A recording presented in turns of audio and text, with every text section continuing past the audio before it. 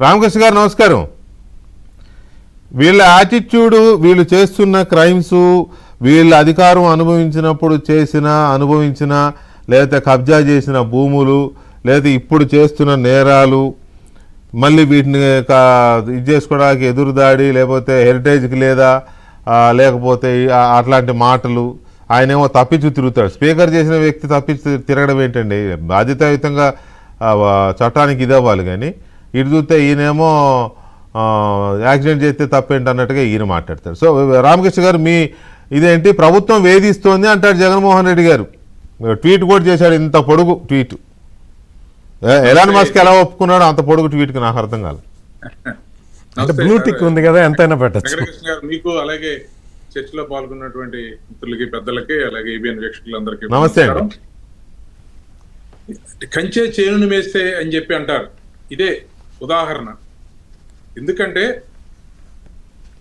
పాలకులుగా వ్యవహరించి ప్రజాప్రతినిధులుగా ఉండి, సరే ఏదో పెద్ద దేశంతో అద్భుతమైనటువంటి ఆదర్శవంతమైనటువంటి నాయకులుగా తయారు కాకపోయినా పర్వాలేదు, కానీ ఎటువంటి నాయకులుగా ఉండకూడదో ఒక ఉదాహరణగా వీళ్ళందరూ ఈరోజు మనకు చూపిస్తా ఉన్నారండి.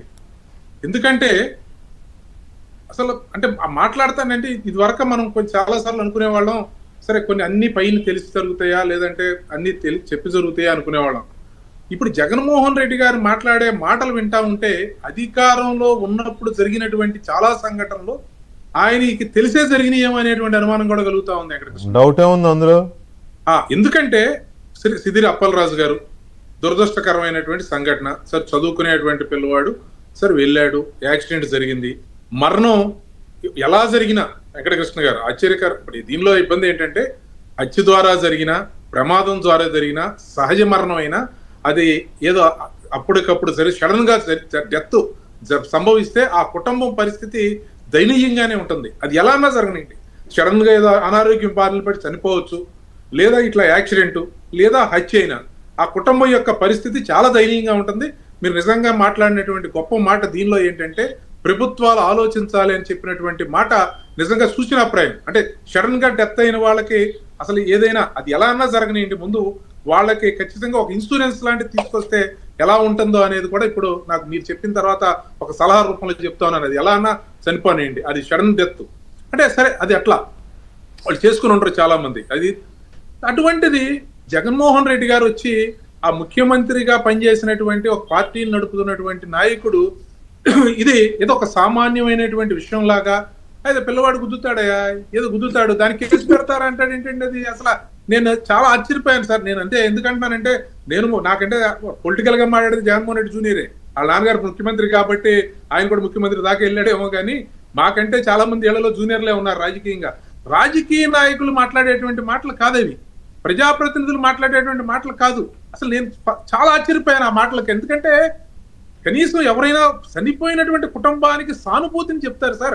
అయ్యో ప్రమాదం జరిగింది, దురదృష్టం, ఆ పిల్లవాడికి అనుకోకుండా అది జరిగినటువంటి చర్య అని మాట్లాడేటువంటి మాట కనీసం ఎవరైనా సరే ఈ మాత్రం ఎంత ఇంగితం ఉన్నా, లేదా దానికేం పెద్ద నాయకత్వ లక్షణాలు అవసరంలా, పోతే పోయాడు, అది దానికి మళ్ళీ కులాన్ని తీసుకొస్తున్నారు.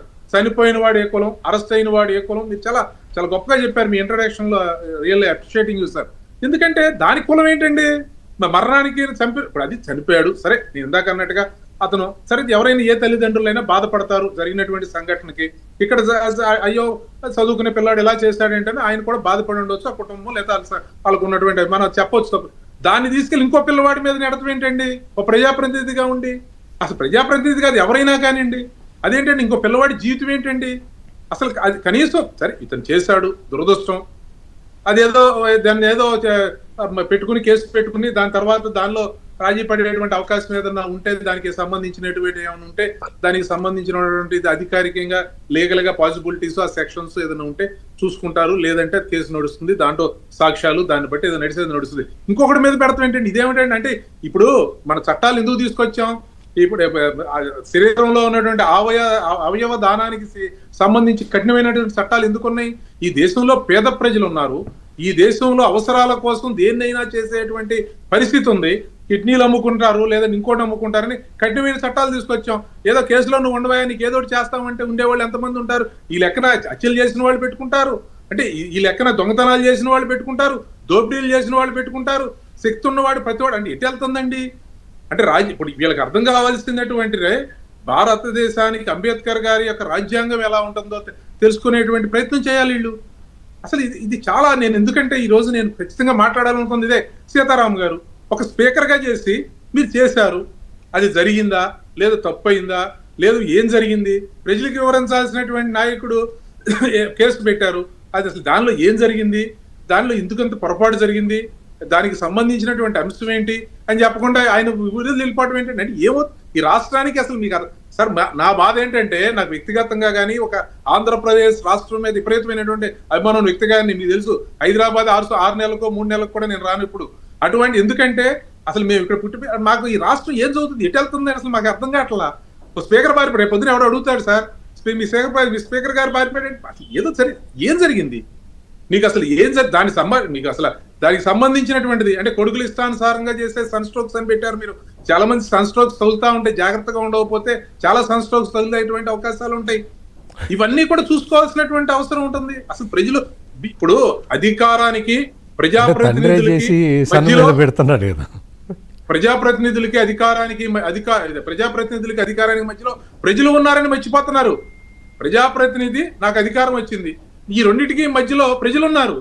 ప్రజలను గాలికి వదిలేయటం కాదు, ప్రజలు ఇష్టానుసారం చేయటం కాదు, నాకు అధికారం ఉంది కాబట్టి ముద్దాయిలను మార్చేయటం కాదు, నాకు అధికారం ఉంది కాబట్టి డాక్యుమెంట్స్ మార్చేసి ఆస్తులను కబ్జా చేయటం కాదు, నాకు అధికారం ఉంది కాబట్టి ఏదో ఒక కబ్జా చేసినటువంటి ఆస్తిని న్యాయస్థానంలో టెంపరీగా ఒక ఆర్డర్ తెచ్చుకోవటం కాదు. నిష్ప్రష్టంగా నిష్పక్షపాతంగా మీలాంటి వాళ్ళని నలుగురు కూర్చోబెట్టి ప్యానెల్లో పెడితే ఈ ఆస్తి నాదా కాదా, ఈ ఆస్తి నాకు ఎలా వచ్చిందని చెప్తే ప్రజలు నిర్ణయిస్తారు. సార్ న్యాయస్థానాల్లో జరిగేటువంటి నేను ఒక న్యాయవాదిని, న్యాయస్థానాల్లో ఎన్ని సంవత్సరాలు పడుతుందో ఎన్ని రోజులు పడుతుందో అన్ని అవగాహన ఉన్నటువంటిదే. న్యాయస్థానాలకు వెళ్ళాలంటే న్యాయమూర్తులు కూడా ఆలోచించుకునేటువంటి పరిస్థితి ఉంటుంది. ఎందుకంటే సంవత్సరాలు పడతా ఉంటాయి సివిల్ కేసులు. ఇదేమి నేను మీరు కొత్తగా చెప్పేది కాదు, నేను అనేది ఆ న్యాయస్థానం కాబట్టి న్యాయం జరగాలి కాబట్టి. ఎన్ని సంవత్సరాలు పడినా ల్యాండ్ ఇష్యూ, సివిల్ డిస్ప్యూట్, లేకపోతే భూ కబ్జా కేసు, బెయిల్ అయితే వస్తుంది కదా. వేల కోట్ల 1,00,000 కోట్ల స్కాముల్లో వాళ్ళే బెయిల్ మీద బయటకు వచ్చి ముఖ్యమంత్రులు అవుతున్నారు, మంత్రులు అవుతున్నారు, కేంద్ర మంత్రులు అవుతున్నారు, ఎంపీలు అవుతున్నారు, ఎమ్మెల్యేలు అవుతున్నారు. ఈయన గారి కొలీగే ఎమ్మెల్సీగా ఉండి హత్య చేసి డోర్ డెలివరీ చేసి నేనే చంపా అని సవాల్ చేసి జైలుకి వెళ్ళి బయటకు వచ్చి బ్రహ్మాండంగా తిరిగాడు. సరే మళ్ళీ ఇంకొక తప్పు చేసి మళ్ళీ వెళ్ళాలి కానీ బెయిల్ వస్తుంది కదా. ఆయన కొడుకైనా వస్తుంది, ఆయనకైనా వస్తుంది, ఎవరికైనా వస్తుంది బెయిల్. చెప్పినట్టు ఇంకోటి సార్ దీనిలో పెట్టినటువంటిది మొదలు నాకు తెలిసినందులో సబ్జెక్ట్ ఈ ఫస్ట్ ఆ పిల్లవాడు ఎవరైతే తీసుకుని వెళ్ళారో ఒక పిల్లవాడు చేస్తాడని చెప్పి తీసుకెళ్ళినప్పుడు అతను స్టేషన్ నుంచి అంటే స్టేషన్ బెయిల్ ఇచ్చి పంపించారు. అదే ఇది మామూలుగా యాక్షన్ అంటే బెయిలబుల్ అఫెన్స్ అవుతుందండి మామూలుగా యాక్సిడెంట్ ఇది. అప్పుడు కానీ దీన్ని తారుమారు చేసి ఈ విధంగా చేయటం వల్ల దానికి సంబంధించినటువంటి సెక్షన్ లో మార్పు చేసేటువంటి పరిస్థితి వస్తుంది. జగన్ గారు ట్వీట్ చేసేది ఏంటి తండ్రిని పెడతారా కొడుకుని చచ్చిపోతే అంటే తండ్రిని పెట్టరు. తండ్రిని ఎందుకు పెడతారు కొడుకు యాక్సిడెంట్ చేస్తే?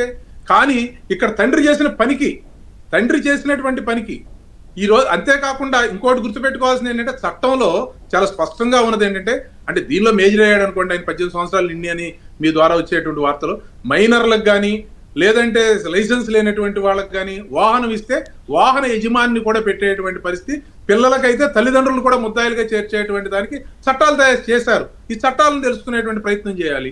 ఇటు చట్టమూ తెలవక మీకు, ఇటు నైతికమైనటువంటి అంశాలు తెలవక, లేదంటే ప్రజలున్నారు ప్రజలు గమనిస్తున్నారు అనేటువంటి స్పృహ లేకపోతే అసలు ఎదురుదాడి, మళ్ళీ వీటికి ఎదురుదాడి. రైట్, ఒక్క నిమిషం రామకృష్ణ గారు, ఒక్క నిమిషం అండి. దీని మీద ఇంకొంచెం లోతుగా మాట్లాడదాము తర్వాత. ఇలాంటి కుటుంబాలు ఆగమైపోతూ ఉంటే, పేద కుటుంబాలు, నిరుపేద కుటుంబాలు, వీళ్ళేమో ఎదురుదాడి చేయడము, అది ఒకసారి బాలకోటయ్య గారితోనూ కిరణ్తో కూడా మాట్లాడదాం ఒక చిన్న బ్రేక్ తర్వాత.